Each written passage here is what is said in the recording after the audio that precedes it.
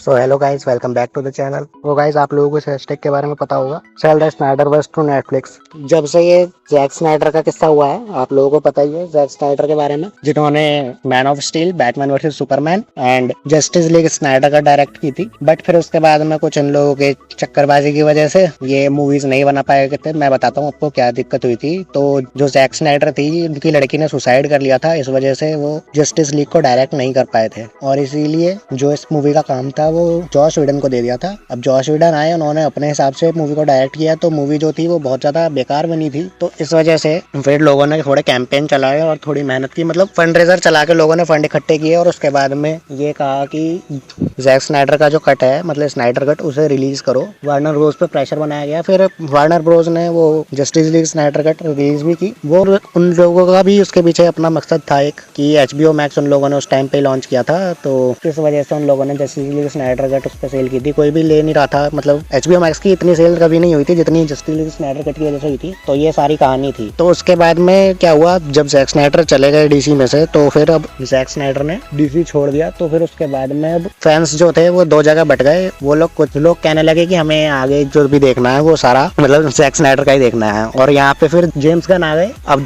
2022 में James Gunn ने take over किया DCO का CEO में, और पीटर सैफरन थे उनके साथ में। तो जेम्स गन और पीटर सैफरन ने क्या कहा कि हम DC को रिबूट कर देंगे। आप लोगों ने देखा था जो वो कहानी जैक स्नाइडर की जस्टिस लीग में थी, उस कहानी को रिबूट करने वाले थे, क्योंकि जो जैक स्नाइडर हैं वो DC को छोड़ के जा चुके हैं। बट अब वो कहानी आगे कंटिन्यू नहीं कर पाएंगे, इसलिए ये लोग रिबूट करने मांग रहे थे। लेकिन लोगों ने कहा कि हमें वही आर्क पूरा होते हुए देखना है। तो फिर ये कहा गया कि जो जैक स्नाइडर हैं उनका नेटफ्लिक्स वालों के साथ में काफी अच्छे रिलेशन हैं। उन लोगों ने उसके बाद साथ में रेबल मून नाम की पूरी एक सीरीज डायरेक्ट की है, पूरे मतलब 2 सीजन डायरेक्ट किए हैं शायद। तो वहाँ पे तो पूरा यूनिवर्स खड़ा गया है। तो लोग कहने लगे कि स्नाइडर वर्स, जैक स्नाइडर को अपना भी आर्क पूरा करना चाहिए, मतलब जो भी उनकी कहानी थी जस्टिस लीग को लेके। तो लोग कहने लगे कि जो ये स्नाइडर वर्स है इसे नेटफ्लिक्स को बेच दो, क्योंकि आप लोगों ने देखा होगा नेटफ्लिक्स के पास पहले भी, मतलब नेटफ्लिक्स को बहुत चीजें बेची गई हैं, जैसे लूसीफर है और भी बहुत सारे ऐसे सीजन हैं, जैसे मनी हाइस्ट भी है। तो ये सारे बंद हो चुके थे, बट नेटफ्लिक्स को जब इन लोगों ने सेल किया तो फिर नेटफ्लिक्स ने उन्हें रिवाइव किया दोबारा बना के उनको काफी अच्छे तरीके से। तो लोगों का यही कहना था। बट अब देख, बात ये आगे आती है। अब आप लोगों को मैं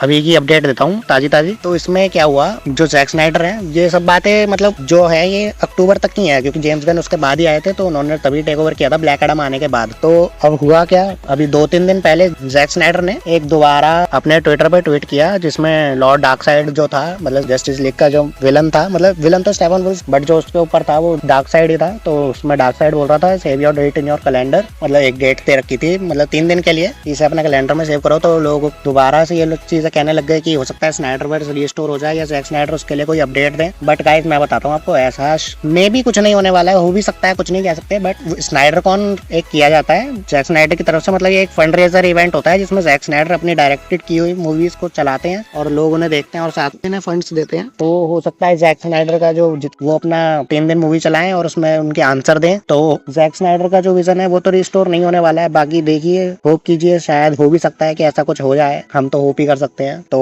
आप लोगों का क्या कहना है इस बारे में, ऐसा कुछ हो पाएगा, मतलब स्नाइडरवर्स जितना भी है वो नेटफ्लिक्स को बेच दिया जाएगा? लेकिन इससे मैं बताता हूँ आपको दिक्कत क्या होगी। इससे मेन दिक्कत ये होगी, जेम्स गन का यहाँ अपना यूनिवर्स चल रहा है, मतलब जेम्स गन ने जितनी भी अनाउंसमेंट किया था, अथॉरिटी की, सुपरमैन लेगेसी की, और ये Batman brave and the bold, ठीक है, एक ये यूनिवर्स हो गया। एक इनका एल्सवर्ल्ड में चल रहा है जहाँ पे बैटमैन है, बैटमैन का अपना अलग यूनिवर्स है, और जो जोकर है उसका अपना अलग यूनिवर्स है। इनके CW के जो शोज हैं वो अलग चलते हैं, और अब जेम्स गन भी कह रहा है कि वो भी अपने शोज बनाएगा। तो वो जो होंगे वो भी जो मेन DCU की टाइमलाइन होगी उससे कनेक्टेड होंगे। तो गाइस, इसकी वजह से ना बहुत ज्यादा खिचपिच हो जाएगी। अगर नेटफ्लिक्स को भी बेच देते हैं तो ये चीज कोई समझ में नहीं आएगी कि एक बार में फिर बैटमैन आ रही है, फिर अगले साल जस्टिस लीग आ रही है, उसमें वो कैरेक्टर नहीं है। मतलब समझ रहे हो ना आप लोग की बहुत ज्यादा तकलीफ होगी, मतलब कुछ भी समझ में नहीं आएगा। कभी सुपरमैन कोई और है, कभी कोई और है हेनरी कैविल वाला, और कभी कोई नया जो है वो जेम्स गन जिसे अपॉइंट करेगा वो है। तो ये बहुत ज्यादा खिचपिच हो जाएगी। तो इसके चांसेस तो बहुत कम है कि मतलब स्नाइडरवर्स रिस्टोर अब हो पाए। तो अब रिबूट ही होगा जहां तक है, मतलब रिबूट तो होगा, वो तो फाइनल है फ्लैश मूवी के द्वारा। तो आप लोग जाइएगा देखना। आप लोग बताइए कि